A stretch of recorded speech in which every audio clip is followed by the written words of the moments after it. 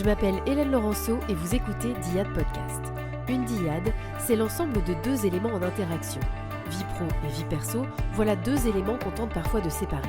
Mais choisir son métier, s'épanouir, changer de vie professionnelle ou créer son entreprise a forcément un impact sur le reste de notre vie. Dans ce podcast, je m'intéresse aux liens que mes invités entretiennent avec leur travail.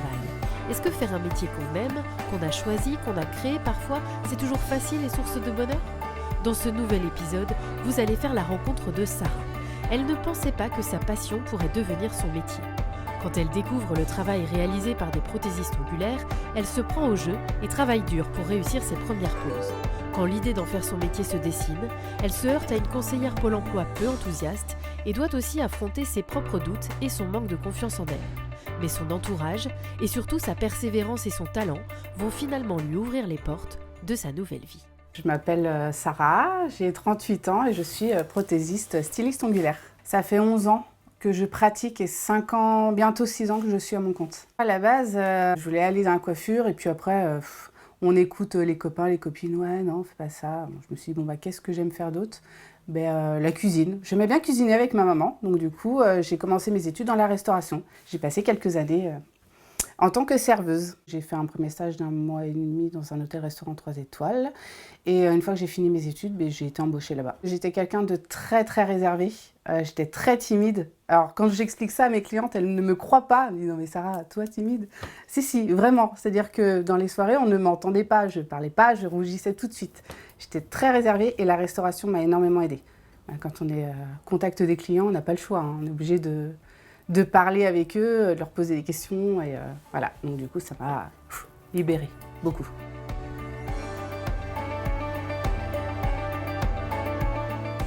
J'étais en congé parental pendant 6 ans et du coup, pendant que les filles soit étaient à l'école ou à la sieste, je prenais le temps de me mettre un peu de vernis. Pour mon mariage, j'ai été me faire les ongles chez une prothésiste ongulaire et j'ai trouvé ça génial.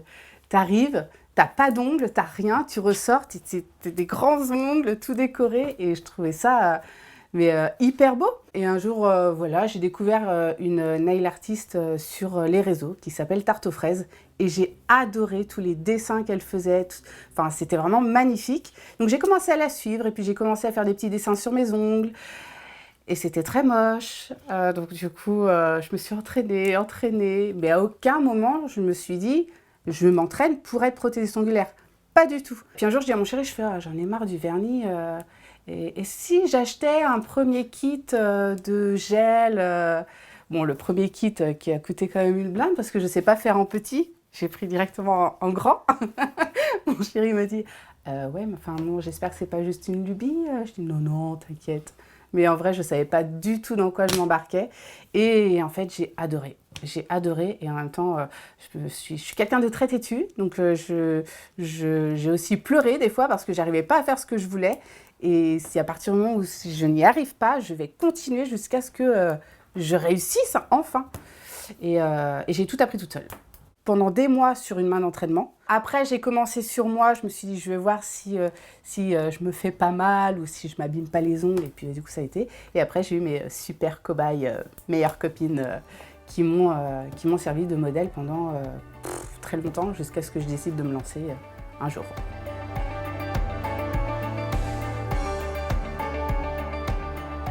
J'étais en congé parental et les 6 ans se sont finis, donc il a fallu retourner au travail. Et donc je suis retournée dans la restauration.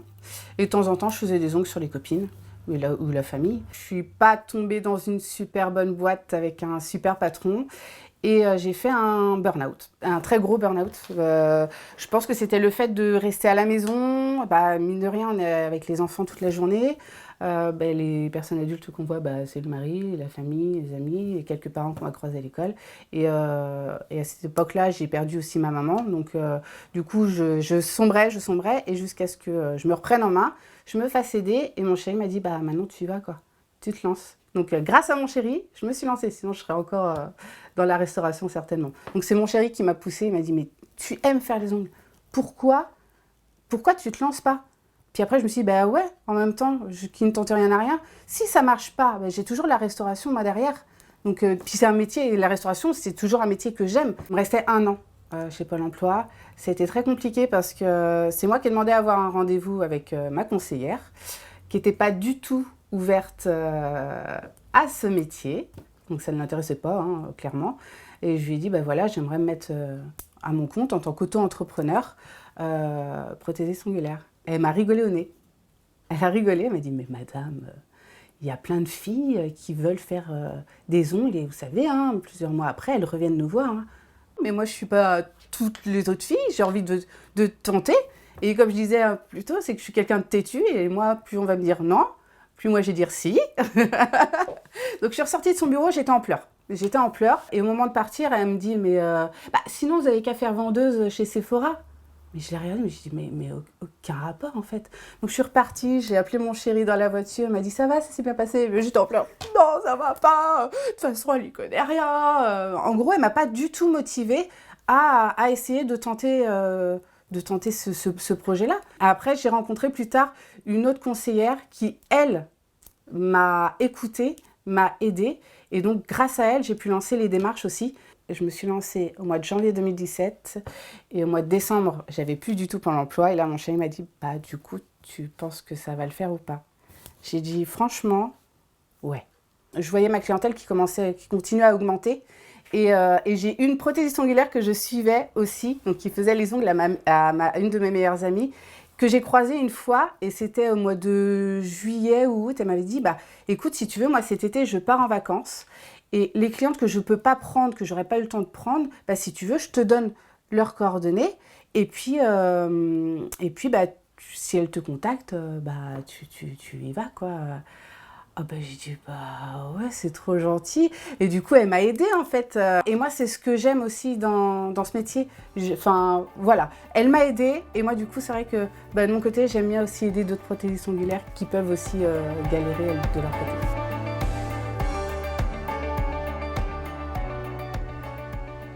Je me déplaçais à domicile, donc j'arrivais dans des maisons que je ne connaissais pas, devant une personne que je ne connaissais pas. Mais au final, ça s'est bien passé parce que j'avais déjà pas mal pratiqué sur les copines, donc ça allait.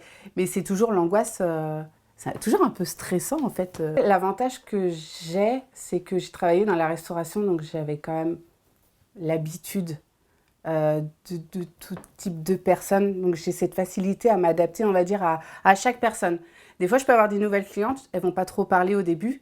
Donc je vais poser quelques petites questions sur leurs ongles ou voilà, savoir comment ça va. Si je vois qu'elle ne parle pas trop, je vais m'adapter à elle. Je me dis, bah, peut-être qu'elle est timide, elle ne veut pas parler. Ou si elle me pose des questions, bah, je vais répondre, mais je vais m'adapter à elle. Voilà, donc chaque cliente est différente et ça va. J'arrive à m'adapter à chaque personnalité. J'avais dit pas plus de 30 minutes de route. Et des fois, bah, les derniers rendez-vous, je crois que je devais prendre 19h ou 20h. Et je ne mettais pas 1h30 à faire mes pauses. Donc je mettais facile 2 heures pour faire mon rendez-vous. Puis après le temps de route, ben, je rentrais le soir tard. Donc j'ai 3 filles, ben, je ne les voyais pas. Je les voyais pas, donc je faisais... Puis après, je ne faisais pas beaucoup de clientes parce que le fait de faire de la route, ben, j'en faisais peut-être 3 dans la journée. Une le matin, 2 l'après-midi, et en plus je rentrais tard le soir parce que je m'organisais pour rentrer, pour récupérer les filles à l'école. Donc, et puis je les récupérais, hop, elles prenaient le goûter, on faisait les devoirs et moi je repartais en rendez-vous. Donc bah, le soir je les couchais pas, je mangeais même pas avec elles. Donc jusqu'au jour où j'ai mes filles m'ont dit, bah, moi j'en ai marre, on ne te voit pas. Et je me suis dit, bah non, il faut que je réadapte mon planning en fait. J'avais un projet avec une copine de monter un salon, coiffure, onglerie. Et puis en attendant que le projet se mette en route, on s'est dit bah, pourquoi pas installer une pièce qui au début servirait plus de bureau, chambre d'amis. En attendant, et puis moi je m'installerai de temps en temps pour faire les ongles des clientes en plus du domicile que je fais. Sauf que le Covid est arrivé par ici. Et donc je me suis vraiment installée ici. J'ai posé mes valises là et maintenant, je reçois principalement ici. Je suis carrément moins fatiguée. Je fais plus de clientes, mais je suis moins fatiguée. J'ai plus la route. Moi, j'étais carrément plus fatiguée quand je faisais la route avec 3 clientes par jour. Là, je fais 5 clientes. Je suis fatiguée de ma journée, mais j'ai encore la patate. Donc là, actuellement, moi, mes journées se terminent, on va dire, 19h. Arrivé à la maison, je réponds quand même à des messages. J'arrive... Mon chéri, il me parle, je dis, attends, il faut que je note un rendez-vous. Mais je prends plus de temps, j'essaye de mieux couper. Une fois que j'ai fini ma journée, j'essaye de mieux couper. C'est encore dur, hein. Mais pour être, voilà, avec mon mari et puis mes filles.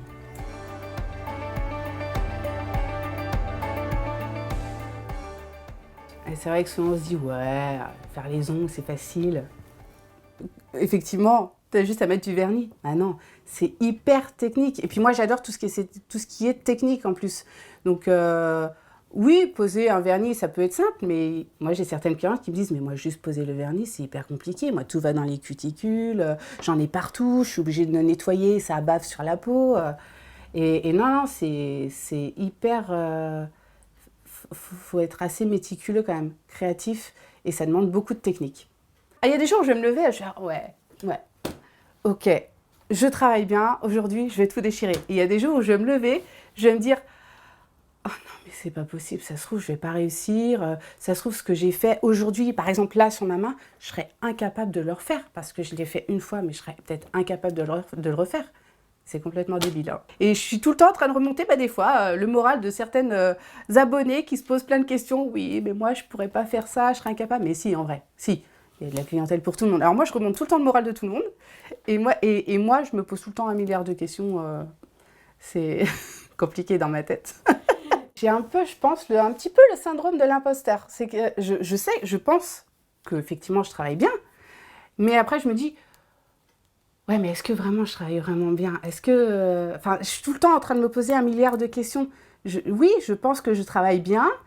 Et en même temps, je me dis, mais... Et peut-être que c'est pas si bien que ça, tout compte fait. Mais pourquoi elles veulent toutes venir me voir? Mais peut-être que mon travail plaît, mais aussi la personnalité. Ou les deux, j'ai une clientèle régulière. Donc, c'est-à-dire que moi, mes créneaux... Alors là, maintenant, je les ouvre sur 3 mois. Mais j'ai une période où je les ouvrais sur 6 mois. Et je pense que si j'ouvrais mes créneaux sur 1 an... elles me caleraient leur rendez-vous sur 1 an parce qu'elles ont tellement peur de ne pas avoir leur place. Donc, c'est pour ça que je peux très rarement débloquer des nouveaux créneaux. Et en même temps, c'est hyper flatteur. Je suis hyper contente d'en arriver là. Et en même temps, ça fait peur parce que je me dis... Et ça m'embête parce que je ne peux pas prendre toutes les clientes. J'aimerais pouvoir prendre plus de clientes, pouvoir satisfaire tout le monde. Mais c'est impossible. Impossible parce que j'ai réussi à avoir cette clientèle qui est hyper régulière. Et pour moi, maintenant, ça devient des copines. La plupart de mes clientes, on se raconte nos week-ends, nos soirées. Et j'ai un lien avec chacune de mes clientes.